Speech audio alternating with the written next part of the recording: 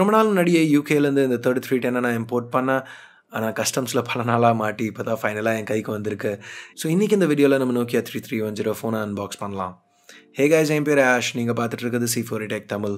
வாங்க வீடியோக்கு போகலாம். ஸோ இந்த ஃபோன் பாக்ஸ் பின்னாடி பார்த்தீங்கன்னா ஃபோனோட மேஜர் ஹைலைட்ஸ் எல்லாம் லிஸ்ட் பண்ணியிருக்காங்க. ஸோ நிறைய கலர்ஸில் இது அவைலபிளாக இருக்குது. 2 மெகா பிக்சல் கேமரா இருக்குது, 22 மணி நேரம் டாக் டைம், 31 நாள் வரைக்கும் பேட்டரி ஸ்டாண்ட் பையில் இருக்கும் அப்படின்னு HMD சொல்கிறாங்க. அஃப்கோர்ஸ் ஸ்னேக் கேமும் ப்ரீலோட் ஆகிருக்கு. FM ரேடியோ சப்போர்ட், அப்புறம் ஆப்ரா ஸ்டோர் கேம்ஸ் ஆப்ஸ் டவுன்லோட் பண்ணுறதுக்கு இந்த சப்போர்ட்டும் இருக்குன்னு சொல்கிறாங்க. ஸோ இந்த பாக்ஸை நம்ம ஓப்பன் பண்ணையில் முதல்ல உள்ள 3310 ஃபோனை பார்க்குறோம்.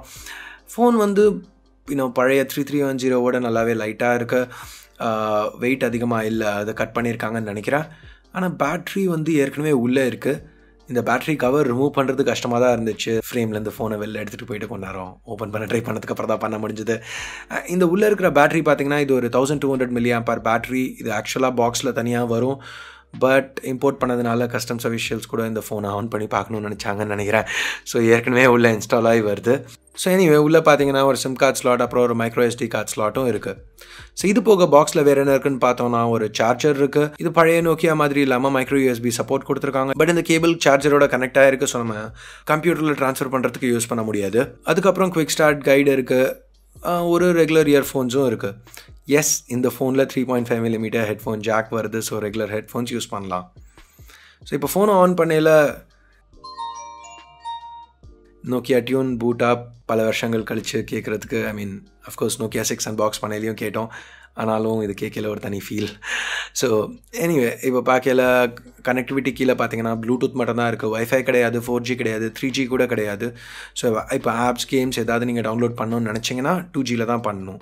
இது ஒரு ஃபீச்சர் ஃபோன். ஸோ இது வந்து யாரும் தினம் யூஸ் பண்ணுறதுக்கு யூஸ் பண்ண போகிறாங்களோ இல்லைனா ஒரு பேக்கப் ஃபோனாக யூஸ் பண்ண போகிறாங்களோ அப்படின்னு நினச்சி ஒன்றும் இந்த ஃபோனை ரிலீஸ் பண்ணல. பேசிக்காக யாரெல்லாம் வந்து ஃபஸ்ட்டு ஃபோன் வாங்கலையே, நோக்கியா தான் நம்மளுக்கு ஃபோன்ஸ். இப்போ என்ன எடுத்துக்கிட்டிங்கன்னா ஃபர்ஸ்ட் ஃபோன் நான் வாங்கல 2004 அந்த டயத்தில் வாங்கினேன். அப்போ ஃபோன்ஸ்னாலே செல்ஃபோன்ஸ் அப்படின்னாலே நோக்கியா மட்டும்தான். ஸோ அந்த மாதிரி ஒரு நோக்கியா 3310 யூஸ் பண்ணவங்களோ, நோக்கியா ஃபோன்ஸ் மெஜாரிட்டியாக யூஸ் பண்ணவங்களுக்கோ ஒரு நாஸ்டால்ஜியா ஃபேக்டர், அதுக்காக ரிலீஸ் பண்ணுற ஃபோன் தான். ஸோ அது மட்டும் இல்லை, ஸ்னேக் இருக்குது லேட்டஸ்ட் வெர்ஷன். ஸோ இங்கே டிஸ்பிளே பார்த்தீங்கன்னா 2.4 inch QVGA டிஸ்பிளே யூஸ் பண்ணியிருக்காங்க. ஒரிஜினல் 3310 வந்துட்டு கலர் டிஸ்பிளேயே கிடையாது. பட் 17 வருஷம் இருக்குது. ஸோ அதை அப்கிரேட் பண்ணியிருக்காங்க. சின்ன சின்ன விஷயங்கள் இப்போ டெக்ஸ்டிங் அப்படின்னு பார்த்தீங்கன்னா நம்ம வந்து கெப்பாசிட்டிவ் கீஸ் டச் ஸ்க்ரீனில் டெக்ஸ்ட் பண்ணி பழகிருப்போம். இப்போ திருப்பி முன்னாடி யூஸ் பண்ண மாதிரி ஃபிசிக்கல் கீஸில் டெக்ஸ்ட் பண்ணுறது நல்லாவே இருந்துச்சு. எனக்கு பர்சனலாக மேபி வீக்கெண்ட்ஸில் ஒரு 2 நாள் ட்விட்டர், ஃபேஸ்புக், வாட்ஸ்அப் இது எதுவும் இல்லாமல் ரெகுலராக ஒரு ஃபீச்சர் ஃபோன் யூஸ் பண்ணலாம் அப்படின்னு சொல்லிட்டு மேபி ட்ரை பண்ணி பார்க்கலான் இருக்கேன். 3310 ஒரு வாரத்துக்கு 1 நாள் 2 நாள் யூஸ் பண்ணலான்ட்டு. சரி, இப்போ ப்ரைஸிங்னு நம்ம பார்த்தோன்னா யூரோப்பில் வந்து 60 யூரோக்கு விற்கிறாங்க, யூகேயில் வந்து 50 பவுண்டுக்கு விற்கிறாங்க. இதெல்லாம் 4000 ரூபாய்க்கு மேலே. பட் இந்தியாவில் அஃபிஷியலாக 3310 ரூபா, அதாவது 3310 ருபீஸ்க்கு லான்ச் பண்ணியிருக்காங்க. ஸோ இந்தியாவில் ஆக்சுவலாக சீப்பராக இருக்குது இந்த ரேட்டுக்கு. ஆனால் ஒரு ஃபீச்சர் ஃபோன் இன்றைக்கி நீங்கள் வாங்க ரெடியாக இருக்கீங்களா? நீங்கள் என்ன நினைக்கிறீங்க? உங்கள் கருத்துக்களை கீழே உள்ள கமெண்ட் செக்ஷனில் சொல்லுங்கள். ஸோ அவ்வளோதான், ஒரு சின்ன அன்பாக்சிங். புது நோக்கியா 3310 எங்கள் கிட்ட வந்துச்சு. சரி, உங்கள் எல்லாருக்கும் காமிக்கலாம்னு சொல்லிட்டு பண்ண வீடியோ. இந்த வீடியோ உங்களுக்கு பிடிக்கலனா தம்ஸ் டவுன் கொடுங்க. ஆனால் பிடிச்சிருந்துச்சுன்னா கீழே இருக்கிற தம்ஸ் அப் பட்டனை கிளிக் பண்ணுங்கள். அதுக்கப்புறம் இது வரைக்கும் நீங்கள் C4E Tech தமிழுக்கு சப்ஸ்கிரைப் பண்ணலனா சப்ஸ்கிரைப் பட்டனையும் கிளிக் பண்ணுங்கள்.